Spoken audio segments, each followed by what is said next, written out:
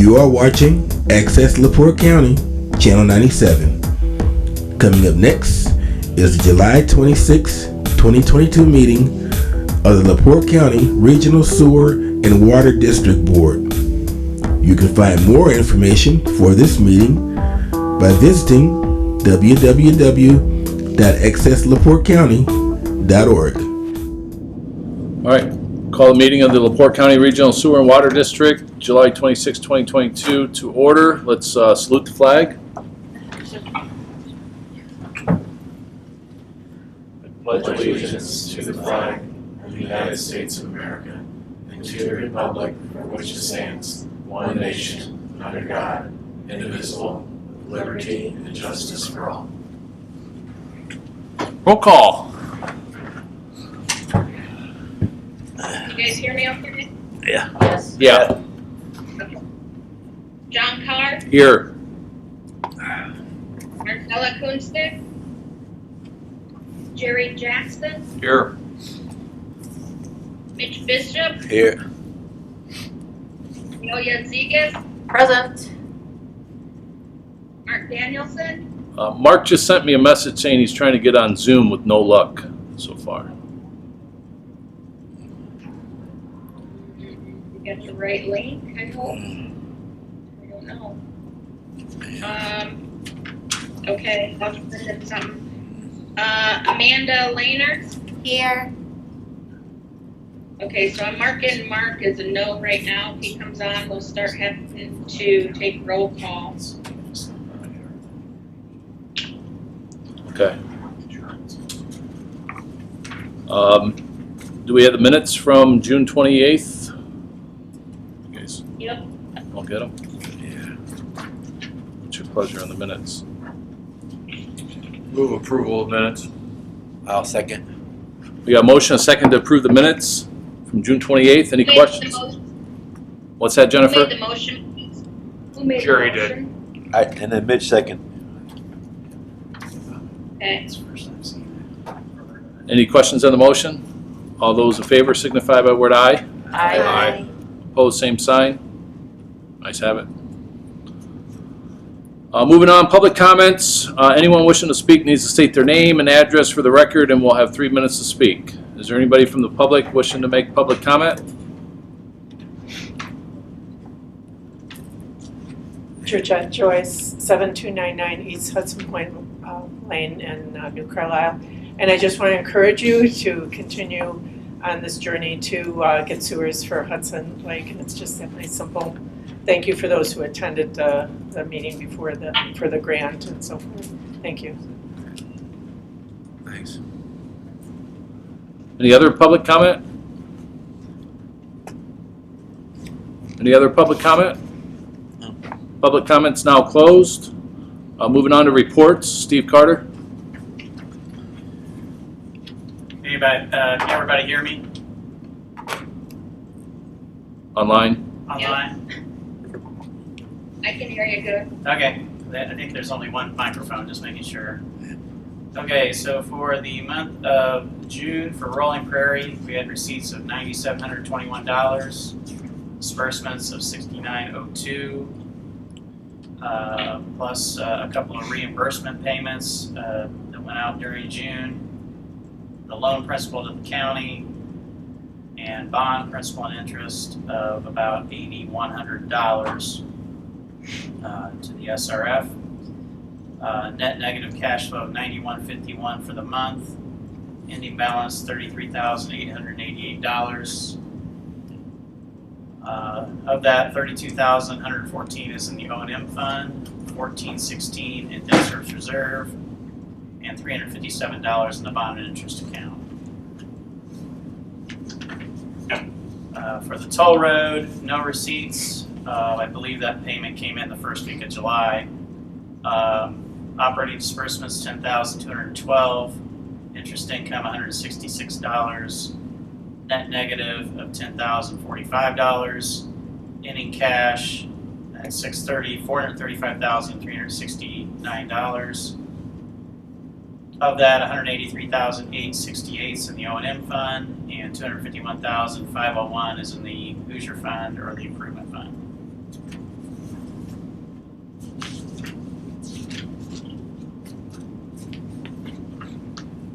That it? Steve, this is Mark Danielson. I just got on, just letting everyone know. Thanks for joining us, Mark. Sorry, I had technical difficulties. I'm on my phone. Do we need to approve this report? That's the claims. Both accounts are bank reconciled as of 6:30. Hoosier Fund, well, all the bank accounts were Hoosier Fund and the Horizon accounts. Moving on to claims, if there are no questions, we have claims totaling $39,184.28. I did have a question on the claims. For the Woodruff and Sons, this appears to be a bill for work completed in March for a lift station that was hit by a snowplow. And I was discussing with Barry just a little earlier, neither of us had heard about this or seen this. So the question I guess I would have is, well, two things. One, we don't have the money in Rolling Prairie to pay it at present. And two, would this be a candidate for either an insurance claim or a claim to the county or whoever hit it with the snowplow, and maybe their insurance would cover it? No, we discussed this a couple months ago, when I got the call from Jerry or someone regarding this, and we got a quote from Woodruff, and Dan Byam presented it and discussed it in his phase 2 report at the time, and also informed the district that we cannot go back on Woodruff and Sons or the county. We don't know who did it because it's at the end of a road, and we don't know if it was a private individual that was plowing or if it was the county. We also added that they added a bollard in there so that it won't happen again. But at this time we can't. I mean, it's not part of the project, and district would have to pay for it. And Jennifer, yeah, I don't remember, but we've dealt with a lot of claims and things over the last 90 days, so it could absolutely be my memory, but is it not a candidate to turn it over to our insurance carrier then? I mean, maybe it's I too don't late. know. It was never discussed about doing that, so I don't know if we can or not. How much are we talking about? $10,414.88. And that we couldn't charge all of that because we had the additional work done, so it wouldn't happen again. You mean, so the $10,400 and odd dollars includes additional work outside just the repair of the damage? Right, they put those big bollard things so that around it, I believe, so that it won't get hit again like that.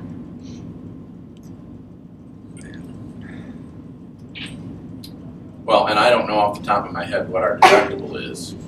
I mean, Wouldn't surprise me if it were $5,000 I was or gonna more. say it could very well be $5,000, and if a portion of the work isn't covered to begin with, then, you know, do you make a $7,000 claim when you have a $5,000 deductible? Because I would imagine moving forward then, it's going to impact your renewal premium because now you've made a claim, so at this point, Do we need more info or just pay it? that's a board decision. I mean, depends on how patient Woodruff and Sons wants to be. I mean, we could take a look at the insurance policy. And when we get reimbursement from the SRF, what's not shown on the financials is we wrote somewhere in the neighborhood of 20 reimbursement checks to homeowners on phase 2 early in July. So that's 20 grand that has come out. So once we get reimbursement for that, I think we can make this payment. It's going to bring us low, but we could survive. Can we pay Woodruff and while simultaneously investigating insurance? Say we paid this bill because we had to pay the contractor, and if it makes sense, we'll go after insurance. If Motion. not, Motion to pay it pending review of the deductible and the insurance. Well,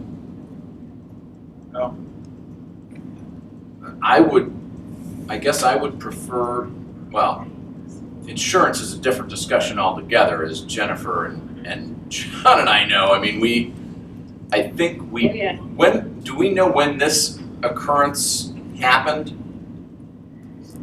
I mean, Yeah, obviously it was, I don't know the exact date, but I'd have to go back and look in our reports, but Dan Byam presented it to the board a few months ago, and then they came and did the work, so I'm gonna say it had to have been presented in maybe January, February. I just want to make sure, I think we had our new insurance coverage effective, Jennifer, wasn't it November, December of last year? Mhm, correct. So I would assume this would be sometime between December and March when we got the quote from Woodruff. Right. So, One of the things I would definitely do is have him pull out the extra work for the Ballards, and then you know what just the damage was to that, because they're gonna want that anyway, so that's right. step one. Step two would be to go ahead, and again, we have a motion, I understand that. Trying to move on with this. The second, find out what our deductible is, and let Woodruff know that we are trying to work through this and get the money to them. So, Well, I can tell you, they've already been table it until waiting next month. for a while because they submitted this clear, you know, and our meetings aren't at the beginning of the month anymore either, so, they did the work in what, March? Yeah, welcome to being a contractor, so, I mean, Okay. No, Well, I'm fine. Contractors have all kinds of money, what do you mean? Yeah, the invoice date is actually July 8th, so Oh, really? Oh, okay. Okay. Well, then we're good. I'm I think okay table with it. paying it. I just, from a cash flow standpoint, if that's the board's desire, I think we need to, if you approve it, I'm just gonna recommend we wait until there are sufficient funds to pay it out of Rolling Prairie to actually write the check, which may be 3 weeks, 4 weeks, I don't know. so it seems to me maybe we just carry this over, Punt it. and in the meantime, I don't know whether Jennifer, I don't have any direct contact with Woodruff and Sons, but if they could break out their bill and show what was damaged versus what our preventive measures were, if they can do that and get, I'll look at Dan's original information too. It might already be in there broke down. I'm not sure if it was complete. so if you can get that, I will follow up. If you can get that to me, I'll follow up with the insurance carrier in the next week or two. Then Okay. I'll be able to report that back to the board at the next board meeting, and it sounds like we wouldn't be in a position to pay it till about the next board meeting anyway, so. Sounds good. Everybody good with that? Motion to approve. is that gonna be Dan, or is that gonna be Jennifer? Someone else. Heck, let them know what we're doing. Either Dan or I, one of us will, but we'll have to get it. I have to look at the original paperwork from a few months ago when it was approved and see if it was broke down already or not. So once I have that and look back, that'll determine if I even need to contact them or not. Well, So, We'll, That's like once a month. I just think it'd be good that they know that we're looking at it, we're going through the process, and we're trying to get them paid, okay? yep, Next door, absolutely. council meeting. okay, looking for a motion to approve the claims. So moved. Second. I think you probably ought to approve the claims, Pending. well, but not all but the $10,414.88 to Woodruff and Sons. Correct. I'll amend my motion to move all claims except for the Woodruff Okay. claim. I still second. Okay, we got a motion and a second to approve the claims with the exception of the Woodruff invoice. Any questions on the motion? All those in favor signify by word aye. Aye. Opposed, same sign. Ayes have it. Okay, Asbury? Oh, wait, guys, we have Mark on Zoom. We have to take roll call. Is that correct, Gary? Yep. Sorry about that. You owe us lunch for that. Okay, Yeah, you Okay. should redo the vote via roll call. Okay. You want to do roll call, Jennifer? Yep. John Carr, Aye. Jerry Jackson, Aye. Mitch Bishop, Aye. Delia Zegas, Aye. Mark Danielson, Aye. Amanda Landers. Aye. That's it. Okay. All right, moving on to Asbury Water Technologies. May report. Everything at the waste treatment plant is, all the results have been good. We did have some issues, with electrical surges at both the water plant and the waste treatment plant. I think at the water plant, I think it was, added into the report from, Tom Asbury. We had, Fearless Midwest come out and check some things out in the panel. There were some errors there. In addition, we also had some battery backup. A new battery backup power pack needs to be purchased and put in at the waste treatment plant for the computer system there. Additionally, I did call the contractor to come out and get an estimate for the roof that needs to be sealed up around the places where we have penetrations at. And they came out and took a look at it and said he'd give me a quote, and I haven't heard from him yet.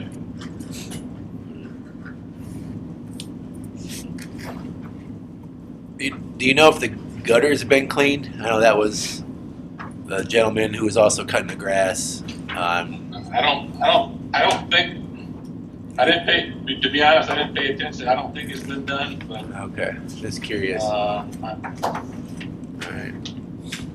I'll speak with him, see what's going on there. I got a call from Eddie Depositor at IDEM on, I guess it was yesterday morning. He was concerned about the level of truck traffic and business going on at the toll road rest stops.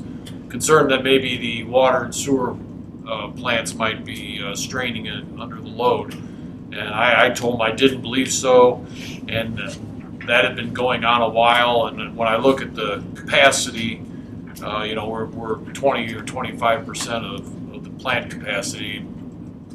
Has anything changed in the last month? not in the last month, but since the beginning of the year, it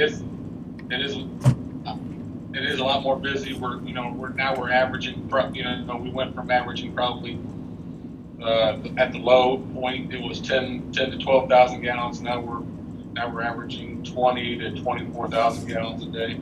Okay. I'll report back to him. I said I'd give him a call. Who was it? Eddie Depositor with IDEM. He's my inspector for LaPorte. I think he's probably the toll road inspector too. Yes, he's been out there, and I'm not sure why he wouldn't call me. What is it now, Chris? It was 10 to 12, now you're saying it's what? 20 to 24. 20 to 24,000 a day.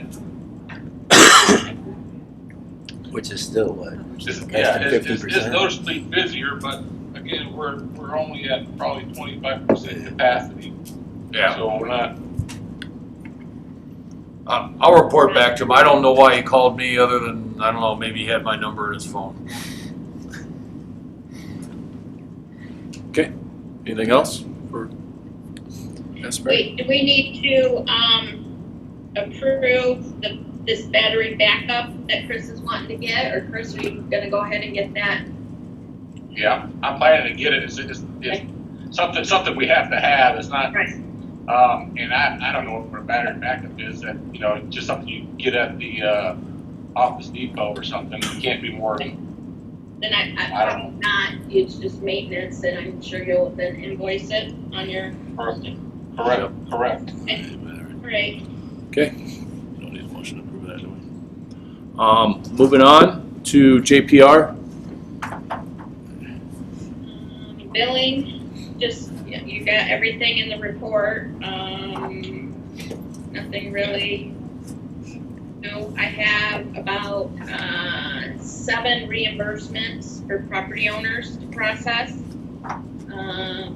And I will get that spreadsheet and information to Steve Carter so we can get those checks. Other than that, I don't have anything else.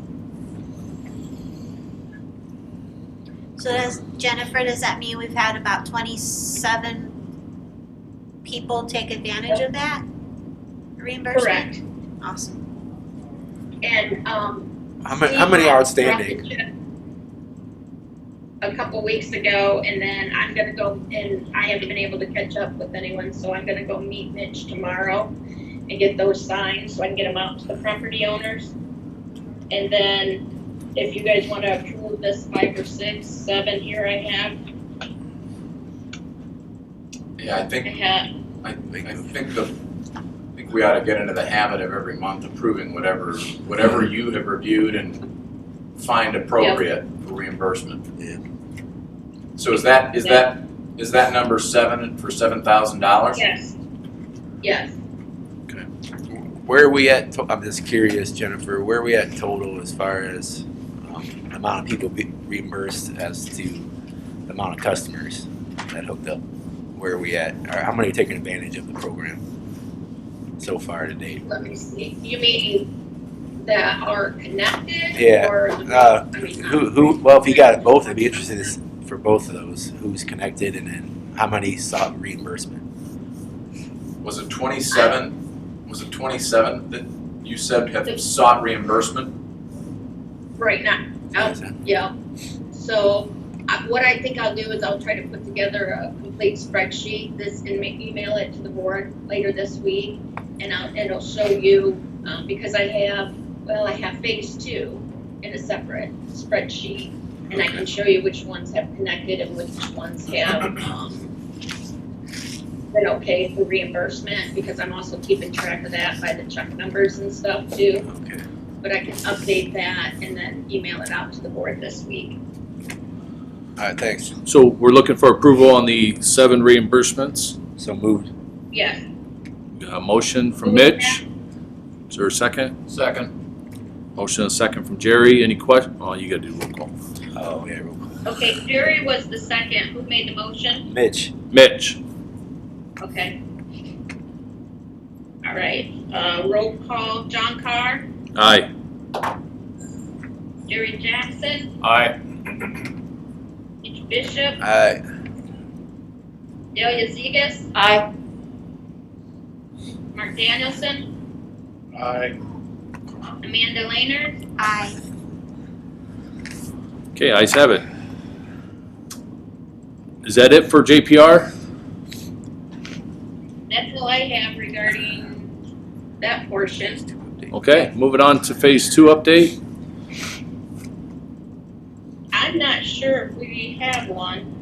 Ken, Dan's not on. Do you have anything with phase 2? No, we're just full on into the connection period at this point in time. Other than that, the project is completed and operational. Well, I know, how about the asset management? Steve Carter, did you get with Josh Wyman and you guys figure out what he needed and get that all taken care of? I know we had discussed that last month. I haven't connected with him. It's in process. Hopefully by the end of this week, I'll have enough to get in contact with him and finish it up. Okay.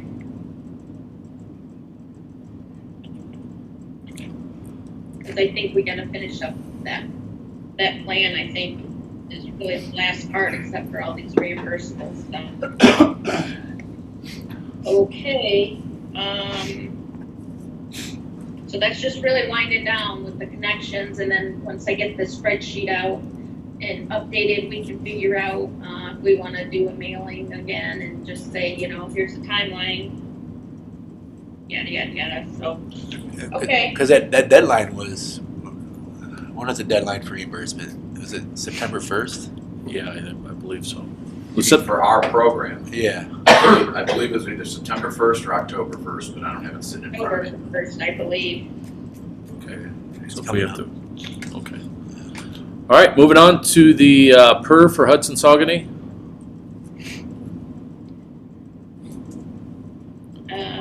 I think that's Ken, or I can do it. No, that's me. Okay. So, I don't know, what the word had been circulated to the entire, Board of Trustees yet, but, the Hudson Saugony Lake project scored number 1 on the SRF, project priority list, and, which kind of took us a little bit off guard. It's a pleasant surprise. And so out of 80-some projects, SRF considers Hudson Saugony Lake to be one of their top priorities for this round, which has some benefit coming along with it. That means that they're committed to the project, and it's likely that they will be helping us to achieve a reasonable rate for the customers. That could be in multiple ways, including, long-term, low-interest loans for the collection system, the potential for forgivable band, and then, just overall very attractive financing for a project. So one of the reasons I think it hit that high is because of the significant cost, related to the project as it compares to the number of customers, and the fact that it hits all of the hot buttons for the state revolving loan fund, including, making full use out of the existing treatment facility, and then adding on to the existing treatment facility, of course, septic system elimination, and the fact that there are 2 communities involved in that, Hudson and Saugony Lake. So we expect that the project will need to move along very quickly. I don't know, Jennifer, if you have Steve's timeline. I could not find it in my inbox. Does the board have that in their packet? Do you guys? Yeah. I sent the Hudson Saugony timeline. That was a proposed timeline. Did you cut? Is that in my inbox somewhere? I think it was the first email I sent. Wasn't it? Well, let me just summarize. We don't have to go over the details of the timeline. But to summarize, to take full advantage of this opportunity, the project is going to have to move at basically at lightning speed. And so there will be multiple things that the board will need to do going forward. There could be the need for the board to hold meetings in a frequency more than once a month as we go forward with all of the various things that will need to be done. I see on the agenda for today, there is because we have the USDA involved as a possible partner in funding. We're not sure exactly what we would have them do yet. It could be that we break the project up into 2 pieces from a funding resource standpoint and maybe apply a long-term low-interest loan available through the USDA to the treatment facility upgrades, and the balance coming out of the state revolving loan fund with our various product structure. So USDA requires that there be a selection process for professional services relative to engineering. And so we need to put an ad in the local newspaper, meet their publication requirements, and then let the trustees receive proposals and review them, and then approve ultimately the selection. So we have in your packet, I think, there's something in your packet relative to that advertisement. So that needs to get approved today. Yes. Can you guys see my proposed timeline I put on the screen? Yes. Okay. I pulled that up. That's what Ken is referring to.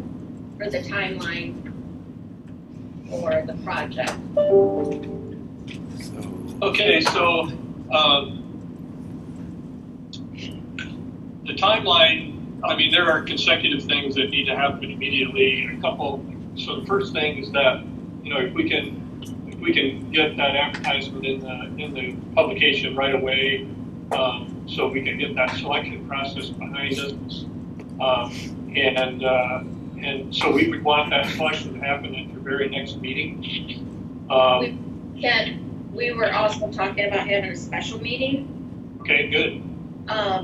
So that in between, which is what's on the list here, we have to an engineering committee, which is something that we put together sometimes when we need to do certain things in between meetings.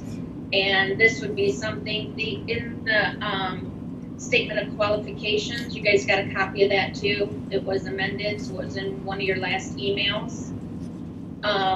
We are having them send everything to Barry. I talked to Barry about that, and they would be due by August 16th at noon by electronic email to Barry. And so I can get this, and this statement of qualifications, as you saw in the last email, is what will go in the paper. So I can get that in the paper. I can even send it to her today so it can get in there, so that we can schedule a special meeting after we receive those, and then with the engineering committee, so that all of those received can be evaluated. Jennifer, are you talking about a special meeting for the engineering committee, correct? Not, Yeah, that would be right, Kim. because the board would be meeting, I guess we need assume. a special meeting. 16. Do we need a special meeting in between? Well, I would think if we receive the proposals by the 16th, and sometime between the 16th and the normal August meeting, you're gonna need to have an engineering committee meeting to review Okay, so those we would- bids. I would think you just have your normal August meeting to approve whatever engineering firm Recommendation. the board Okay. wants to choose. All right. I don't know why we were talking about. So are we good with the time frame as far as getting the notice out? There's enough, I mean, we don't, Yes. legally, we don't have, I mean, we don't have to ask for a proposal for professional services. But we do, Ken and Jennifer, you can chime in, but I mean, normally we don't. We could hire whoever we want to do professional services. Myself, Steve, Ken, whatever. But there are requirements that there be some RFP, RFQ sent out because of the financing that we may end up using on this project, which is why we're doing this a little differently than we did last go round. so Jennifer, we need to set up a engineering committee. Is that correct? Yes, that's what we would like to see, so that some of this stuff, because we're gonna be going pretty quickly, if you can see from this timeline, and a lot of information is gonna be coming in. And if we can have an engineering committee meet and just review some of this stuff and make a recommendation to the board at their meetings, it would be helpful if that's, So- you know. So how many do we need on the committee, 3 or 4? I would suggest I 3. think 3. 3. Yeah. Is there special scoring sheets we need to follow with USRF? Do we Yes. have to score the RFPs for the engineering firms? I will. I'll help you get that taken care of. Yep. We have some that we can send over for the engineering committee. Okay. So it should be appoint the 3 members. Yeah, I think, Right I mean, as president, it's your prerogative to appoint the members, but certainly you ought to find out who is interested and inclined to want to do it. Okay. Anybody interested? Need 3. I nominate you, Yeah. Jackson. So Jerry and Mitch, I think Mark was. Mark's too late. Mark's too late. So Jerry, Mitch, and myself, can we do that? Yeah, Mark, did you want to say something, Mark? Should have been here. Yeah, I said I volunteered, but John doesn't want me, so that's what. No, you know what? We could have 3 or 4. I would say only 3. Okay. We could have Mark and Mitch and Jerry. Yeah, okay. I'm good with that. I could step down if. Need be, but, yeah, that's fine. Yeah, Okay. Do you okay. want, do you want to be involved? I'll be involved, that's fine. And then Unless I'll be Mark- the alternate if somebody Yeah. can't make it. So it's Jerry, Okay, Mark, and Mitch. Yep. I would probably, I don't think you need a vote for that really because it's your appointment. Okay. So then, when they set up a meeting, do they have to send out public notice, or is this just executive meeting? Just a working committee, right? Yeah, it's just a committee. It's Okay. not really a meeting of the board. It's not. So no notice has to be sent out, publicized. So if we have the proposals due on what, August 16th? Is that what you're talking about? correct, And then they're going to have to meet sometime that week to go. correct. Okay. 17, 19. What works, let's just go ahead and schedule it, we'll do it. Okay. How about the 18th? You guys can set that up after the meeting or something. That's, yeah. I'm good. 18th works for me. 18th, I might be in Fort Wayne. Like the 17th, 18th, 19th, I'm in Fort Wayne. God, that's not very convenient, is it? We have to bring the alternate in. Yeah. Do we want to bring John on as alternate?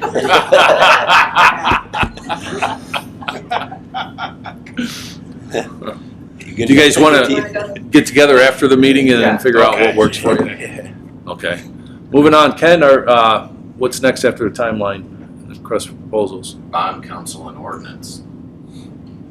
Okay, so, back on, the one thing that we also need you to approve today is, the proposal for mapping, not understanding or believing that the project would hit on as number one on the PPL. JPR didn't suggest that we conduct aerial photography over this last winter. We just weren't really sure what the timeline of the project would be. So consequently, we are now in a pinch to conduct the pre-design aerial mapping survey work. We are asking you to approve the LiDAR flight and the aerial mapping and the photogrammetric mapping to begin based on a quote that we received from Williams Aerial Mapping.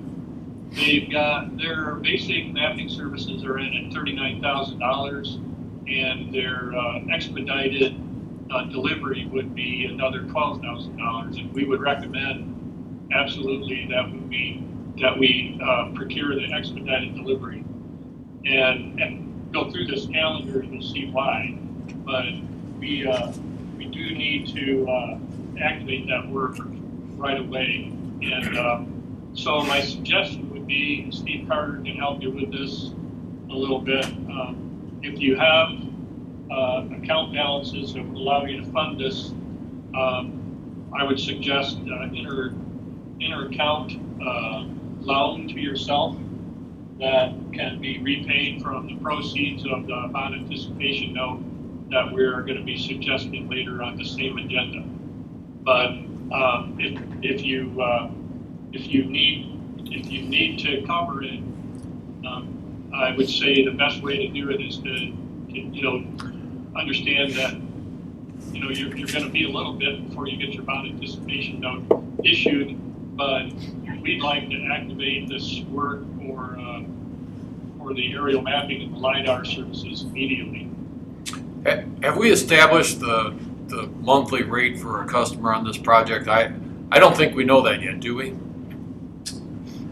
We don't know what the funding package is, so we don't know. I think when we submitted the application to the SRF with no assistance, it was in the $160-something a month range, which is not a viable project. So, And that's my concern. It seems like we're going to spend a whole bunch of money here, and we really don't know whether it's a viable project yet. So And I Ken need some comfort. can chime in on this as well. I don't think that the SRF would have put that at number one if they weren't going to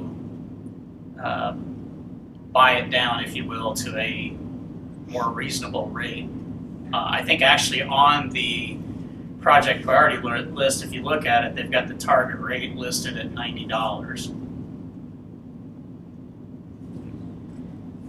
Yeah, that's for a 4,000 gallon per month user, and that's how that's their benchmark.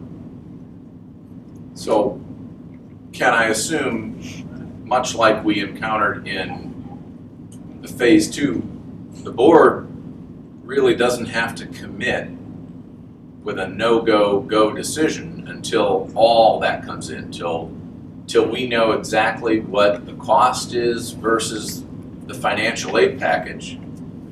And if by some disappointing twist it would come out that the monthly rate was $150, we probably wouldn't go forward, I suspect. Yeah, I think that Jerry's concern is that, we're looking at a $50,000 commitment here. We're talking about hiring bond counsel. We got There's $50,000 for the bond counsel right there. I wish it were me, but I'm not going to be bond counsel. So. But they're not cheap. I have complained at length about bond counsel costs. Yeah, I mean, you're looking at $30,000, $40,000 probably minimum, but that's to get all the way through closing. So let's say you're got a commitment for a risk of $10,000 to $15,000 on bond counsel, $50,000 for this mapping, some engineering fees, some of our firm's fees, some of Barry's fees. I mean, you could be in the 100,000 range. If the project just completely falls apart, that could be your commitment. That's our risk. Yeah. I have a hard time putting all this money out and not knowing what I'm getting back yet, so fully understand where everything's coming. Isn't the difficulty that I seem to recall you pointing out a difference in the submission, meaning when we did the phase 2, we submitted with kind of our target rate number and kind of worked backwards or forwards from that, versus this go round, they wanted us to include kind of the full boat number,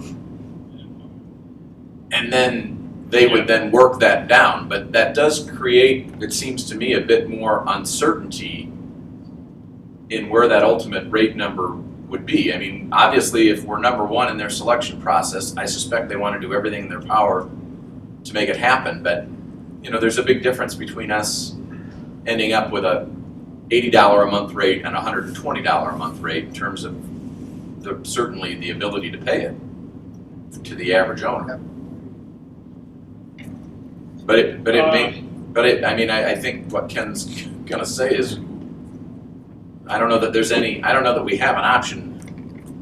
We either do nothing or take the leap of faith.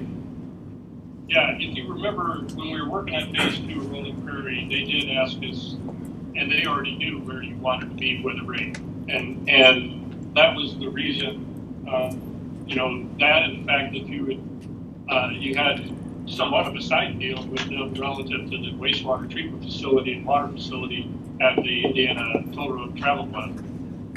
So that helped. In this case, I don't know, but it could be that Mr. McGough is still trying to show his commitment to the partnership. And maybe that's why it got to number one on the PPL. They typically used to ask for, what is your target rate? And then they would run the numbers both ways and decide where you would land on the PPL based on what they thought they could do. And the fact of the matter is, even in the case of Rolling Prairie, all we had was Jim McGough's word, really, and we didn't have a commitment until we had a project. And part of that commitment on the district side was that they were going to do the project. So in this case, they kind of said, well, if you look at where we're at with other areas, what's a reasonable rate that we're seeing in this market, remembering that this market is crazy, and where are we with the number of customers, and where are we with the total cost of the project compared to the number of customers, and they plugged in $90. My guess is from the SRF's viewpoint, they're going to help achieve $90. That's what their goal is. Now, it could be through the combination of applying a loan package from USDA and a funding package from SRF that we'll get under that. But going forward, I would say the board needs to kind of look at that $90 number and decide whether that is a number you can live with. So I can tell you it is comparable. Across the board, across the northern part of the state, that number is somewhat comparable. We're seeing that very typically right now. It used to be when we looked at this project in 2013, that number was $55 to $65, and it's like a different world we're in today. So, how will the SRF achieve it? What they're basically saying is, and I can't remember the number now, but the last time I talked to Jim McGough, he said, well, typically we put $35 million into the fundable range of the PPL, and in this case, they have 21 projects in the fundable range, and then this year and next year, and maybe the following year, they're adding another 40 million to that 35 million. So their goal is to help the district reach a rate that is comparable and affordable. That means, we're going to be somewhere near that $90 number or under it. I believe that's what their goal is. So in the business of building utilities, rural utilities, there are some risks that have to happen, and there will be until we're into the point where we're hearing from them what our structure is going to look like. I would say that if the district is ever going to do this project, this is probably your best opportunity to get the most attractive funding package that you will get, unless the bottom drops out of the economy and project costs go significantly lower than they are now. So yeah, there is some risk. I think it's a good risk. I think that the risk to reward is a very livable proportion in my opinion. But no doubt, the board could spend $100,000 and then the project not happen. I mean, the good news is that you have the cash not in rolling PERD, but you have it in the toll road account. Both, you've got around $180,000 in the operating account and then $250,000 down in that Hoosier fund.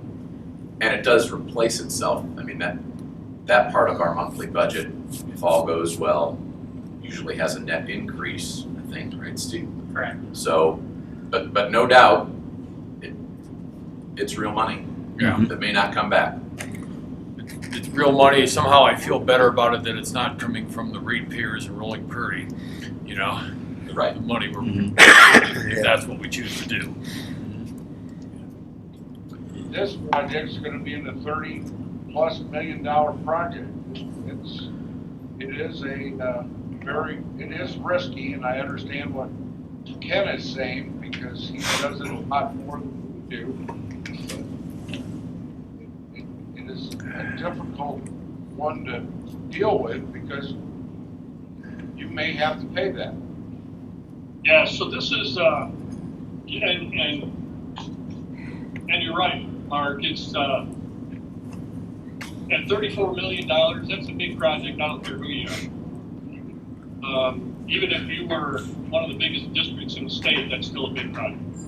And, you know, and I think the LaPorte RSD Regional Water and Sewer District has the ability to grow and among the largest in the state. But this project is a tough one. You know, it's a little bit unbalanced. We gotta spend a significant amount of money to upgrade the waste treatment facility, and then we have a collection system that's spread over 2 communities. And so, in these numbers that we're using, you know, I want to say that they're conservative, but you know, every time I try to predict something like lately, it's not necessarily. I mean, we had one project that came in right on the estimated budget, and we had one over the range that came in over. So it's very, very difficult to predict. But, Ken, are we gonna? I would say I can tell you with confidence that we have not had a project yet that did not go forward, and we haven't had a project yet where the funding agencies, even in the case of a project that came in over the expected budget, where the funding agencies didn't find a way to make it work. Kind of like what we did in Rolling Prairie, if you remember, that project was completely upside down.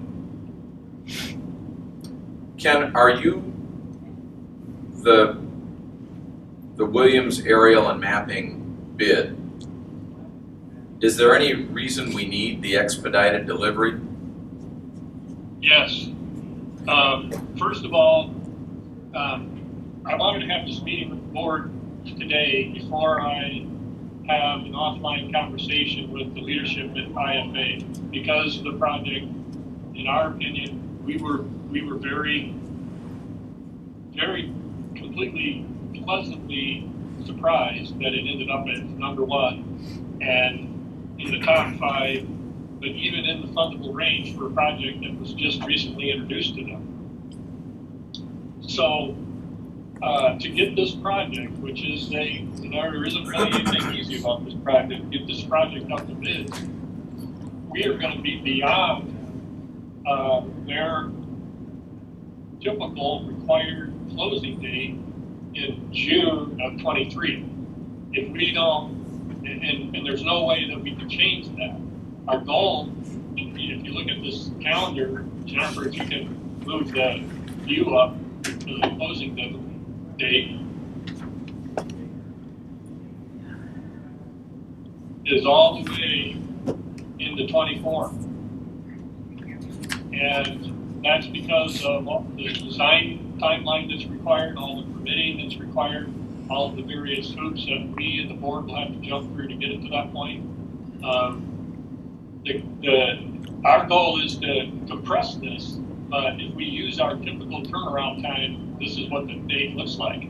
So we're going to have to do some very careful lobbying with the SRF leadership to get them to allow us to stretch this project beyond June of 23. So yes, the mapping, beginning the mapping and expediting the delivery of the mapping is critical to this project moving forward. I'm sorry about this, but I wish I didn't have to put you in a position, but I think this is somewhat a good problem to have, because of the fact that we are considered to be, the priority project in the state within this particular funding fiscal year. Okay. I'm sorry about this. I'm sorry to put you in this situation, but I would say it is a good problem to have. If you want to do this project, you're seeing some significant partnership from the state on this. So does that mean something crazy in buying down the cost of the project? Probably. We got something even crazier when we did Rolling Prairie Phase 2. So my feelings are that we need to go forward with it. Sorry. Yep. Just calling. Because it's not going to be cheaper. We're #1 priority. The cost of money is the cheapest, and there is some risk, but I think to get this done, to get a $34 million project done, we're gonna risk what, you know, $50,000, $100,000. I mean, I don't think that's a bad return on investment, so. I agree with Dahlia. This is,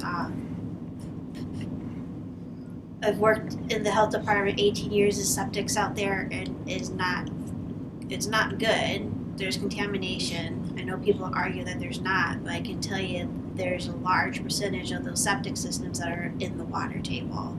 Yep. That's not healthy for people drinking waters or for the environment. And I never thought I would ever even. We've dreamt of this for a long time, but to see that this is #1 priority in the state and they're gonna help us get to where we need to go, I would think that we need to take that risk. Are we looking at about $150,000 probably? No, well, Roughly? just for the survey, it was, I believe, 50,000, 52. 39 and 12. 51,000 for the survey. 52,650, I think. Yeah. And know that as this project progresses, we'll understand more about what that partnership is gonna look like. But we're basically recommending that the board needs to put themselves in the position that where the not only the mapping, but the design and the development of the project is proceeding to meet some reasonable timeline. Right. And I after this meeting today, I plan to ask Jim McGough for a telephone conference. And to be honest with you, I just go directly to him when I've got an issue like this, because, you know, he's supported us in the past where we've had to say, we're not going to be able to close in SRF's typical timeline, but we need to hold on to this money. And so we're going to be advancing this project and borrowing money to support all of the work that has to be done. If Steve's timeline, if the timeline that we provided on your screen holds up and we can't compress it, we're going to be spending bond anticipation note money all the way until February 24 before we pay it. Well, we will pay it back. I mean, it's typical. You've been fortunate. The district has been fortunate where your projects have been smaller. You know, their obligations have been smaller because they're smaller. Just what I understand, this is out of a little bit on the edge of your comfort range. But Ken, don't you think wouldn't it be pretty unlikely that we would not know the financial package until the bitter end? I mean, at what point, end of this year, mid next year, are we going to have an idea from the state about what state and maybe USDA, what we're looking at? I mean, I don't think we're going to be spending up until the day before closing and then find out, oops, I guess they didn't fund it. Well, I got to believe we're going to know sooner rather than later. Yeah. Next month, we will start to hear from them next month from the SRF. So usually by September, we have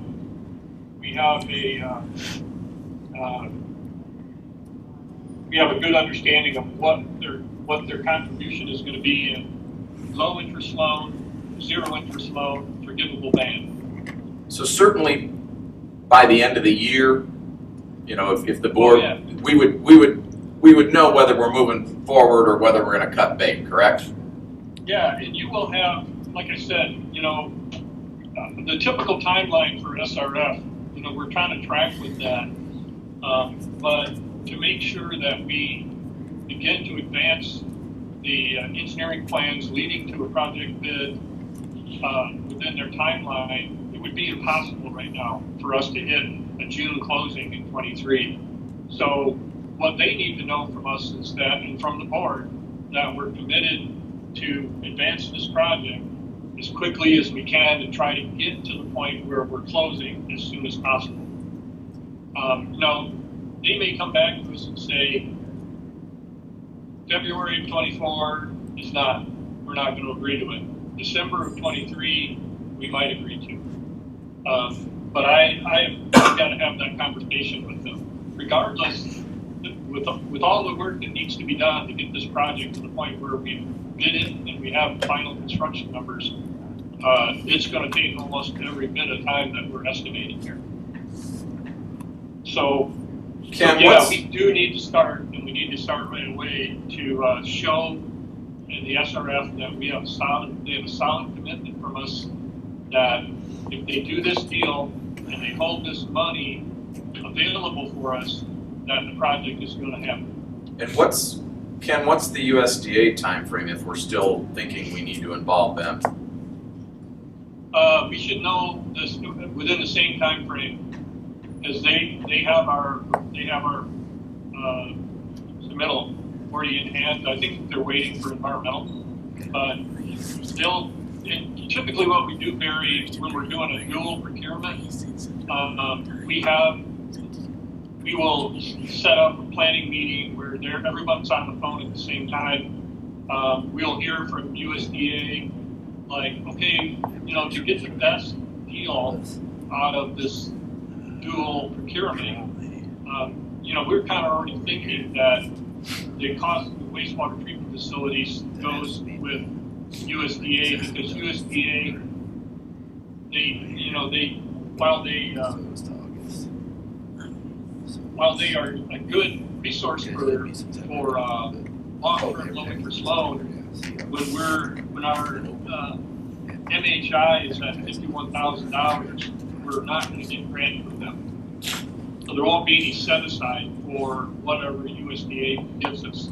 So in that case, we'd say, well, let's take the smaller portion of the project, which is the upgrade to the wastewater treatment facility, and put that in USDA, because we can borrow that money for 40 years at whatever interest rate is there at the time that we sign our letter of obligation.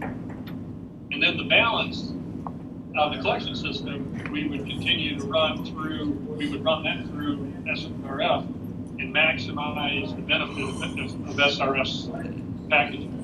In some cases, their interest, like in this scenario, their interest rate might be lower than what we're going to get from USDA. And then they have the option to allow some zero interest loan and low interest loan for pipe out to 35 years. That's something that they haven't always done, but that's been the case here the past few years. So there again, we have the ability to control the user rate. And then there's an obvious intention on their part to provide some forgivable band. It actually becomes a loan and then it's forgiven. They're trying to also line the cost of the project down. And so using both resources, the best way that we can structure it is what it's all about here. And I don't know if that answers your question or not. It does. Okay, I think we're ready to move forward. What I'm trying to find out, this is March. We'll know in September, October, November where we're getting the funding. What I'm trying to find out is how much money we may have to put out on our own before we even know how much funding we're getting. And then I'm going to ask Steve, can we afford it? That's what I'm trying to find out. Yeah, I think the exposure is somewhere in the 150,000 range before you know what your funding package will be, and that money is available in the toll road. Next thing we're going to talk about is a bond anticipation note, that even if we have to pay it out of the toll road in a reasonable amount of time, we can reimburse it with the bond anticipation note. Again, assuming that the project moves forward. And remember that as the project proceeds and we go to loan closing, all of what we're talking about is reimbursable from the final proceeds of the loan, and all of those resources get paid back either to your internal account to whatever bank you work with on the bond anticipation note. I'll be real 100% open with you from my position and my experience to the trustees here. I would go into this project. How do I want to put this? Not thinking that you're going to do the project, knowing you're going to do the project. That's the only position I would take if I were you. Yep. And I'm sorry to be that way, but in my experience, I can tell you, it's been very, I don't know, the last time we had a project that was at number 1 on the BPL. Usually they're at, like, we just happen to have 3 in the top 5 this year, but we got multiple within the fundable range, but I don't remember having one. Maybe a county a year ago or 2 years ago, they were ranked at number 1. We didn't use the money, and they dropped us to number 5. Okay. So So in addition to the mapping, what other purchases do we have to approve, like engineering, you said? Bond counsel. you will have to, we'll be coming back to you Not today, to but have you this pay is for bill to do those kind of things. Right now, what we want to be able to do, because we're not even selected as the engineer yet, we want to activate the LiDAR and the mapping, because that, regardless of what happens, that is the critical path item right now. Yeah, I think the only expenditure today is this Williams aerial and mapping. And I'd like to make Right. a motion To to spend the money for the LiDAR and mapping for Williams. Okay, we got a motion Second. and a second. Motion made by Amanda, second by Jerry to approve the mapping cost invoice. Any questions? Jennifer, can you do roll call vote? Yep. John Carr, Yay. Jerry Jackson, Aye. Mitch Bishop, Aye. Delia Zegas, Aye. Mark Danielson, Aye. Amanda Leaners. Aye. Unanimous. I do think we need to go back. We talked about the publishing the Letter. engineering, Yes. but we didn't make a motion on that. So I think we might need a motion. To For the, advertise Advertise for engineering services. okay, a Yeah. motion to advertise for engineering. services. Yeah, I'll make that motion. Second. So we have a motion from Okay. Mitch, a second from Amanda to approve the engineering. Are there any questions on the motion? Proceed to vote. Jennifer, can you do roll call? Yep. John Carr, Aye. Jerry Jackson, Aye. Mitch Bishop, Aye. Delia Zegas, Aye. Mark Danielson, Aye. Amanda Leaners. Aye. Okay. Great. How will this notice be published? Newspaper?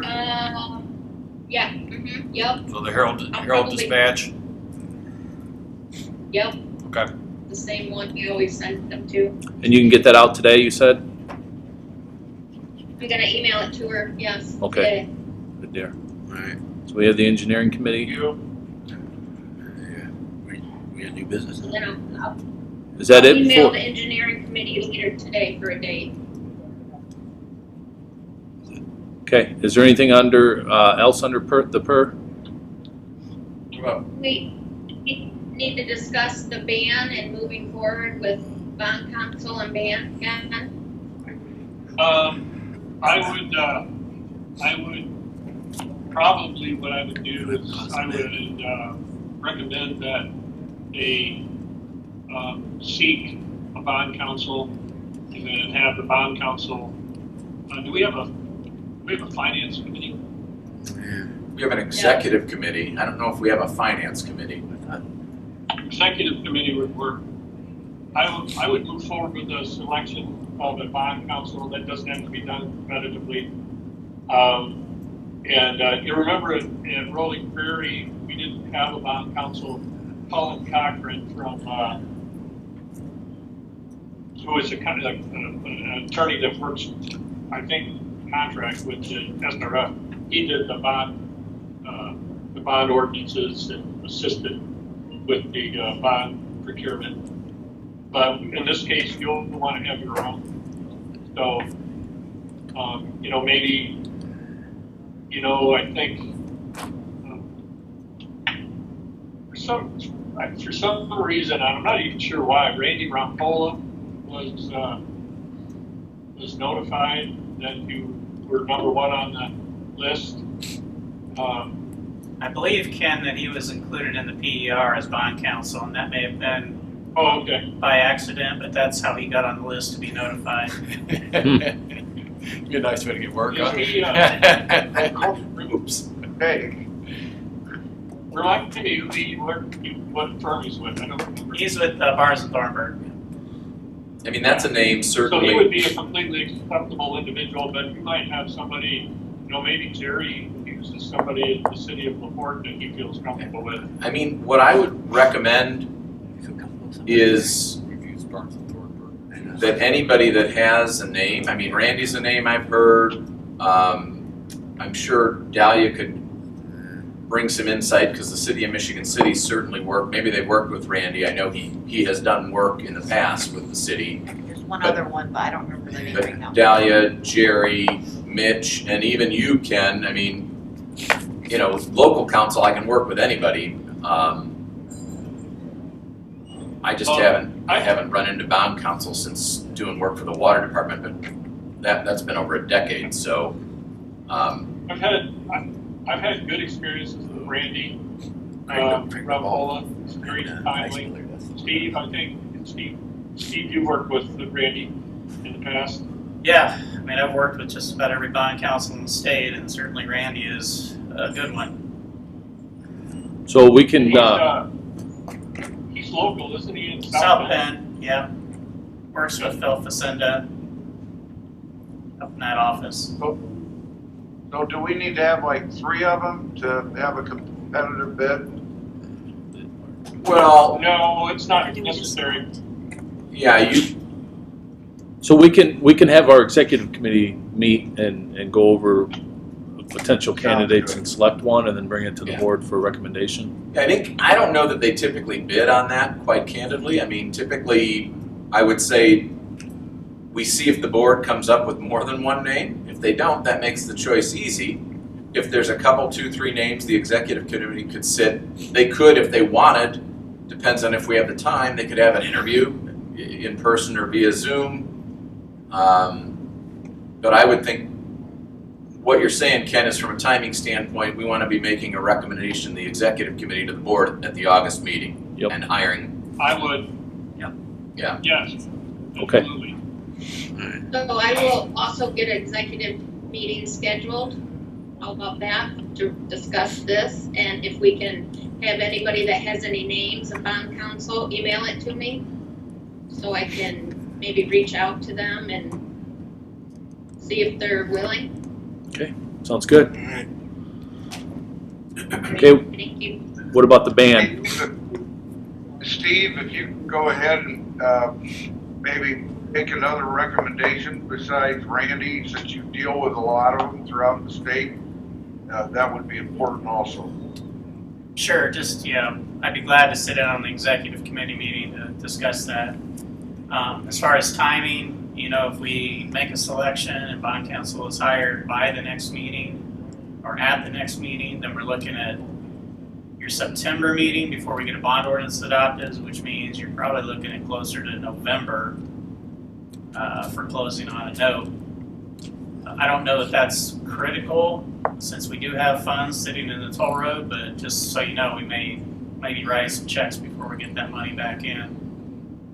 But then, I'm going to ask the same question: how much are we going to be writing? Okay? Yeah, that number doesn't change.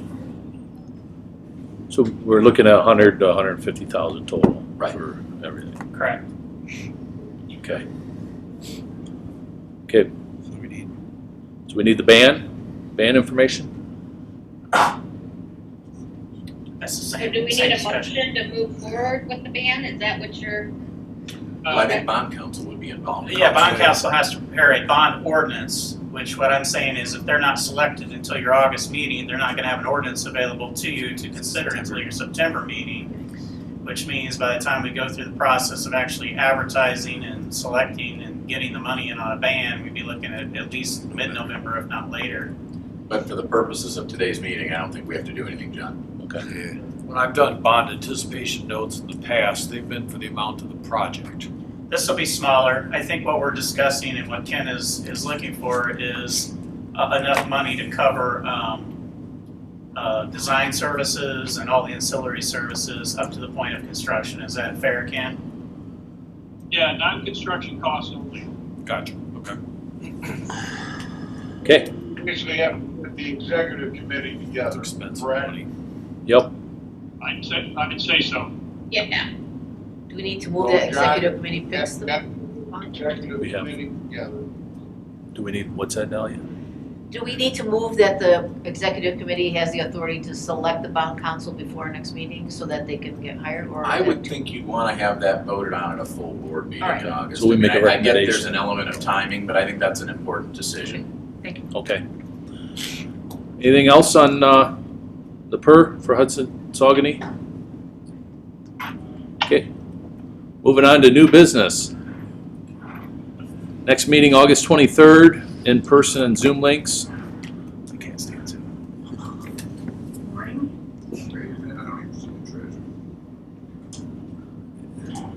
Old business?